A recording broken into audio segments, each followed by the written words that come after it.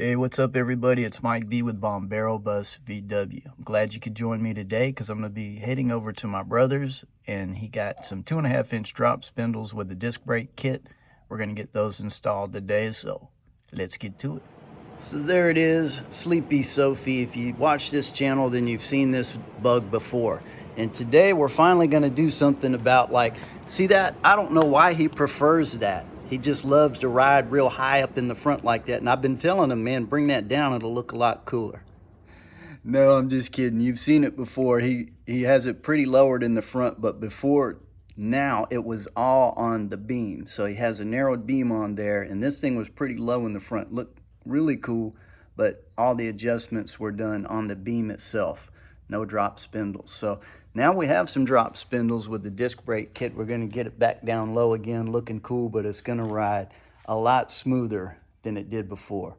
He's gone ahead and done some prep work, which obviously is he's raised his beam, raised it back up through the beam, and he went ahead and did an alignment, and he says it already drives a lot better, way more comfortable, a pleasure to drive. But then now we have this unsightly gap we got to deal with. So we're hoping that with the drop spindles, much like on Jimi Hendrix out there, the ride is going to be way more comfortable. So let's look at this kit. Hey, Maui. And see what all came with it. It's the Impies. Here you have the rotors, and if you'll notice, the race is already installed. You're going to get some races with it. He went and rented this kit. Oh, I bought this. Oh, you bought it? Okay. Oh, good. Adding to the shop. Yeah. And went ahead and put those races in. I don't have that on video because that's some of the prep work he went ahead and did. But like I said, you're going to get the bearings with it too. There's the calipers. Interesting thing here is they sent this. These calipers came supplied with this kit with these pads. These pads were already installed, but they include a set of premium brake pads, and they recommend you install those, and he's already done it. That's the premium ones that they sent, and they're already installed. There's the drop spindles. You probably saw those. They look very similar to the ones I put on Jimi Hendrix.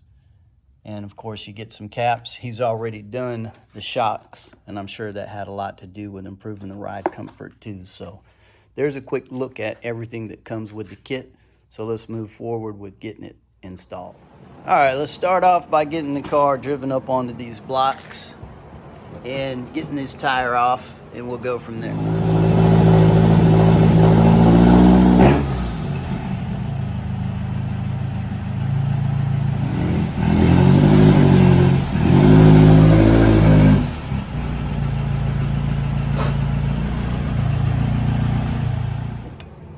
And now the wheel's off. You can see he's already got some nice new shocks on there. That's going to help out a lot. Here's the new calipers. Pretty much look very similar to the old ones. But look at that old rotor. And now he has the drilled and slotted. Yep, it's jacked up, keeping it on the stand. It's locked in.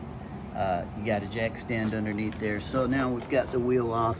And basically, you don't have to do it this way, but we're reusing this line. So we're going to disconnect it here at the caliper. That was a 14, and we've already loosened it up.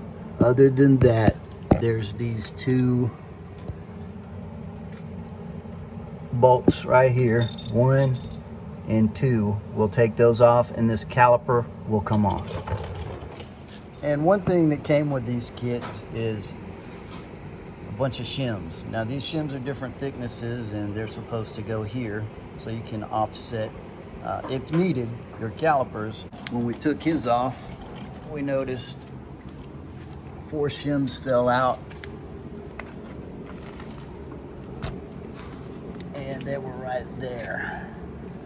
And you had 2 of these. They appear to be the same thickness that were on each side. So hopefully that gives us a clue as to how much shimming we may or may not need to do. Okay, he's pulled the rotor off, and now that shows something that's worth talking about. The previous owners, this was drum brakes, and they went to disc brakes. And this is the bracket that people talk about. So this bracket allows for that. Okay, because you have the original spindle here, and then you use this bracket, and look what it allows you to do. It allows you to attach the caliper so that you can now go disc brake. This is going to get deleted now, and this has an area for the calipers to hook up to. The interesting thing here is now you see what lowers it. This one here is really more center mounted, and this one here is mounted higher up, so that's how you're going to get the drop on those spindles. And he has this magnetic base that he's put on here, and basically it's showing that you have one degree of negative camber. So if you can get it 0, fine, but 1 is pretty close. Basically we want to try to get it back to how it was. Okay, now we're going to get those bolts off, and basically he went ahead and did his due diligence, and he had hit those with a lubricant, so they're coming off pretty easy. Hopefully the top one comes off as easy as the lower one did.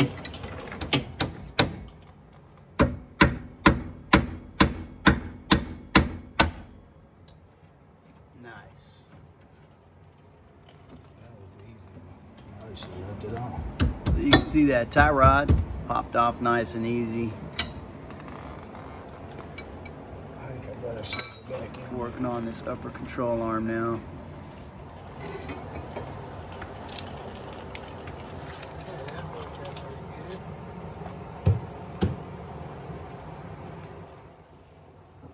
Thank God for WD-40. And due diligence.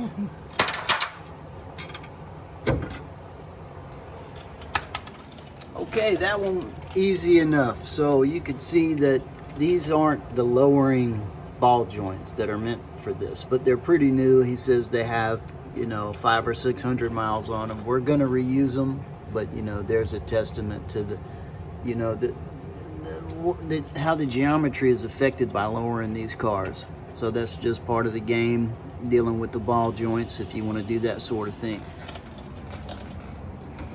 Alright, so we're going to leave you for a minute. We're just basically going to put the new one on and reverse engineered of how we took the old one off. So we're going to need 2 hands. We're going to get that bottom one set, and I'm going to get a pry bar and be lifting up on this upper control arm so we can slide that in. Okay, that's on. What we did was set the bottom one first. We used this pry bar, and I just lifted up on that control arm, and he was able to get the spindle in there.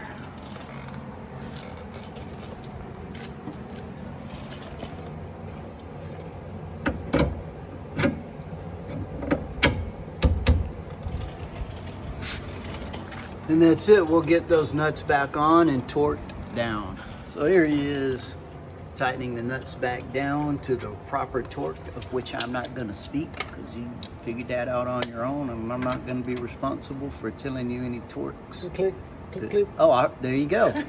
There you go. Everybody heard the click. We're good to go. But so far, the good news is that this is almost back to what it was. It might even be better off. It was showing half a degree as opposed to the 1 degree we had originally. So that's even better. Okay, now that that's on, here's a clearer picture. You can tell the offset of this spindle is higher than the previous one, which was down here in the middle-ish. So you can see, basically what it is that lowers your car in the front. So now we're going to clean these really good with brake cleaner, and you can see he's going ahead and getting the bearings packed with plenty of grease. Very important. All right, that's cleaned up. Gonna drop that inner bearing in, nice and greased up.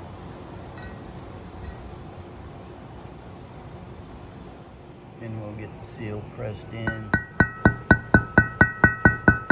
So one thing to speak to, again, this is empty, so you gotta take the good and the bad, but there was a guy who this was machined wrong and his bearing wouldn't even fit over this, and he found that out the hard way. So one thing Kevin did as soon as he got his bearings was make sure they fit. We don't have to worry about that as we move forward.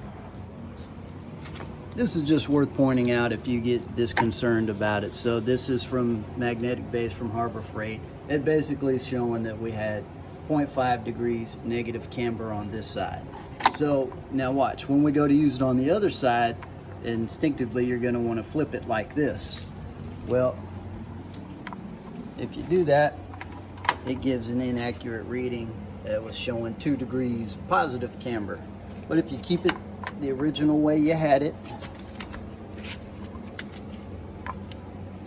and run it on this side, then it showed the same 0.5 degree negative camber. So it's just a point that, you know, the Harbor Freight stuff is helpful. You just got to be careful with some of the inaccuracies that might come with it. But anyway, we're back on the passenger side. We're going to go ahead and get this installed. We don't have the outer bearing on yet, but that's what's going next.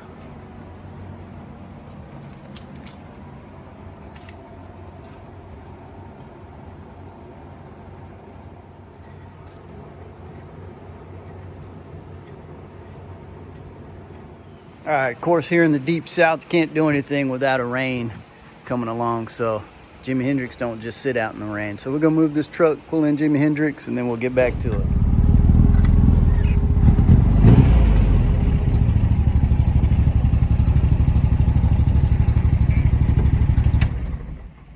Much better.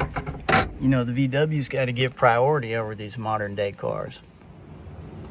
Definitely worth mentioning. Now we have this thing shimmed up proper, and you really want to pay attention here at these corners. In the beginning, this corner here was wanting to rub up against the rotor, and now it's not, and it's because right in there we used, see the little spot right there, we used the shims. We ended up using what came with the kit is 2 thick ones and 2 thin ones, and this is what we ended up using, 1 thick one and 1 thin one on both the upper bolt and the lower bolt. And that's got it centered up nice and neat. Everything turns good, ready to go.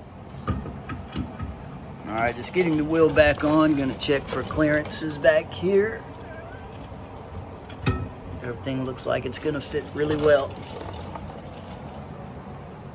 And this is what I was talking about. You see this lower ball joint is clearing the inside of the wheel there. So they say you need at least, what, 15-inch? At least a 15-inch. Rim for that to clear. And then if you have some aftermarket wheels, you have to be aware of the offset. But basically, the ultimate goal is to not have that lower ball joint rubbing as your tire spins. So we're good there.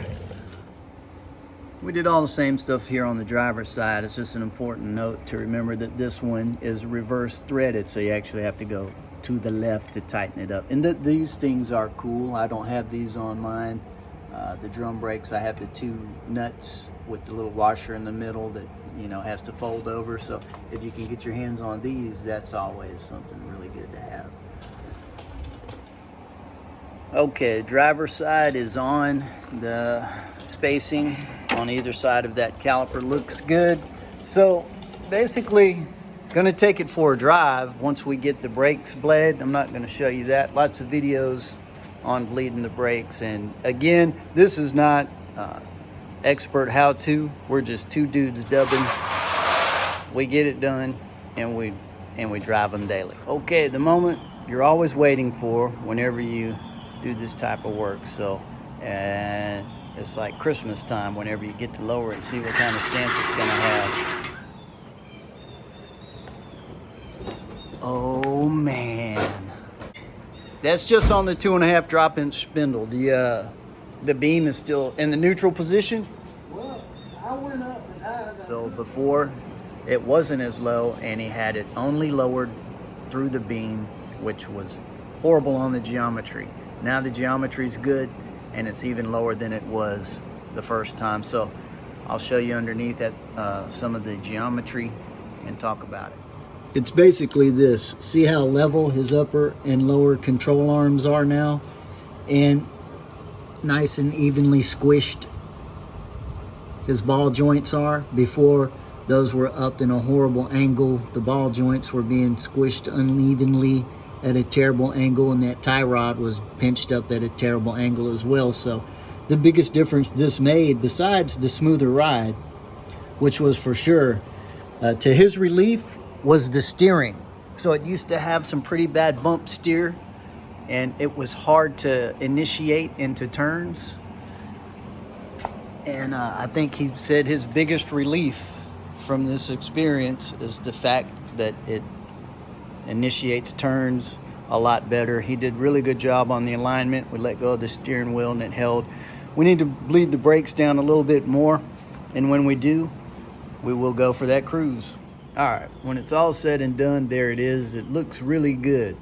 So with all the fuzzy math and bad memory aside, as far as the numbers go, here's what it is. Before this, he had it lowered to its lowest possible setting on the beam only, and the geometry was bad.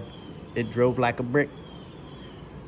Now the beam is in the neutral position, and it's only on drop spindles, and it sits a 1/2 inch lower than it previously did. So it looks a 1/2 inch cooler as well.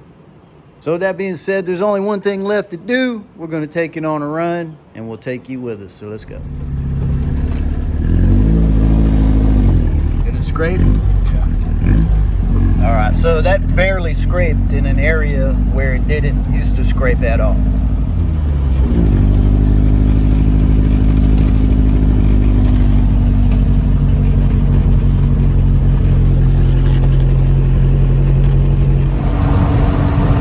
Now this is the true test coming up for us. There's a bump down in this bottom that is pretty dangerous and used to bump steer the car pretty bad. So we're gonna get a feel for that. So far it's driven way more comfortable than it did before. So here it comes. And it was basically went from an event to a non-event. Because before, you used to have to prepare for that thing, and then you wanted to get bump steered off into the woods, and it took some skill. Not just anybody could have driven over that, so it's already tremendously better than it was before. Yeah. All right, so that was the biggest test of all. That one there used to try to kill us, and it was a non-event. So safety.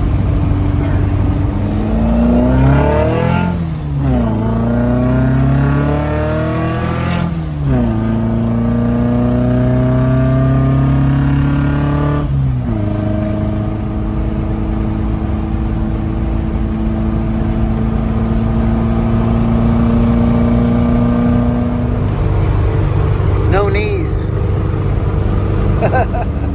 All right, without a doubt, the camera doesn't pick it up, but you just have to trust us. That was a big improvement, and I don't think that was any secret. Everybody knows it shouldn't be lowered only through the beam. So basically, that little bit of spirited driving that you saw, barely spirited, was something that wasn't available before in that curve because you had to fight the steering so much. So again, it's something else that you wouldn't think about that is a performance enhancement. Well guys, that's a wrap on that one. So like I said, very happy with the outcome and the results on that one. Thanks for hanging out with us. Appreciate you, and I really love all your comments, so keep those coming. Either way, we'll catch you on the next one. So dub daily and drive them.